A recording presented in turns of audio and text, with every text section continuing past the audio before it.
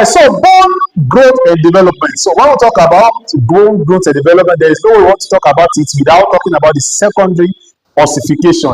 You know, I've talked about primary last week. So secondary ossification will actually lead us to this bone growth and development you're talking about. So after bone is formed, you need to understand the concept of how it grows and how the development can come to. When we talk about secondary ossification, the cartilage will remain in two spots.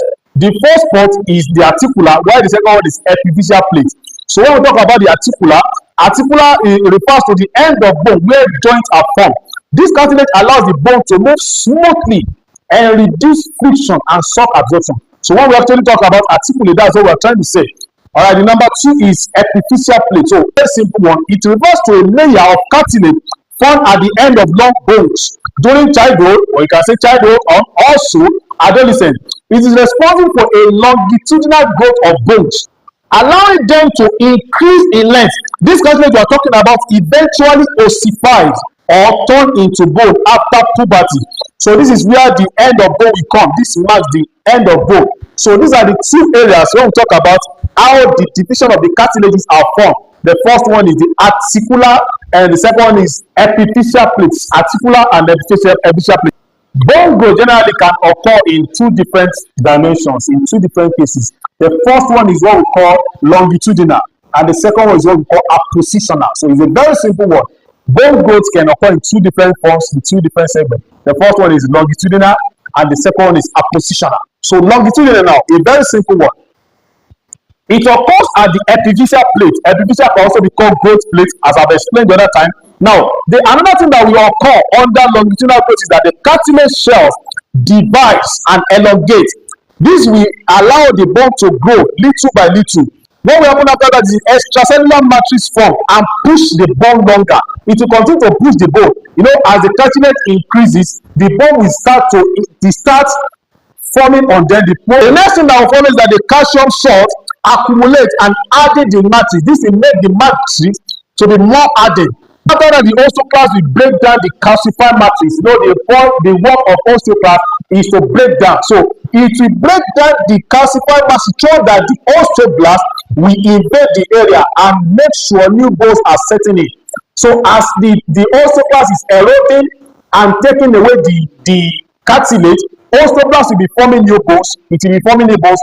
All these I've explained it in my previous lecture, the function of osteoclast, and osteocyte. So osteoclast will break down all those cartilages, while osteoblast will be forming new bones. So this will continue repeating itself.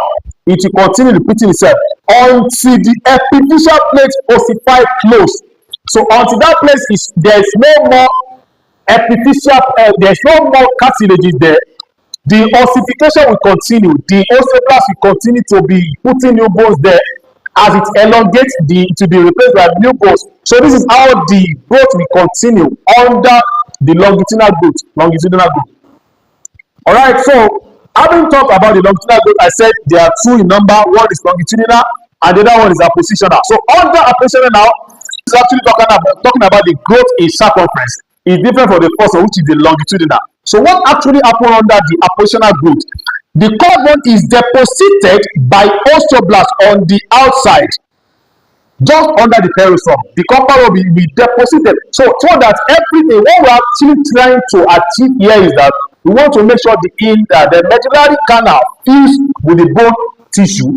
The medullary canal must increase in length. As the bone grows, the medullary canal must increase. So some things must be done. Some things must be broken. So another thing that will happen under those things is that the osteoclast will erode bone on the inside to increase the medullary canal. As I've said, the osteoblast will make sure the bones inside, that is the spongy bones inside, beside the medullary canal will be eroded. So that this will give room for the medullary canal to be straightened, to be elongated, so that the bones will continue to grow. So those are the two things as far as longitudinal growth and the appositional growth is concerned. So under this bone growth, I've told you it will pass through two processes, which are longitudinal growth and appositional. So those are the two things that must occur there. All right. So when we talk about bone development, there are regimens to bone development. Quickly, I'm going to talk about the homeostasis of bone development. Homeostasis of bone generally. homeostasis of bone. So when we talk about homeostasis of bone, this is area where you're going to understand some concept about bone development very well. All right. The first thing that we happen under the homeostasis of bone, I call it homeostasis of bone. The first thing that happens is osteoblast and osteoclast continues to remodel the bone. You know, the function of osteoblast, the function of osteoblast, where we build the new bones and where we break some things into pieces, either cartilage or the bone itself. So that's the function of the osteoblast and osteoclast. Another thing is that the hormone controls regulation of calcium.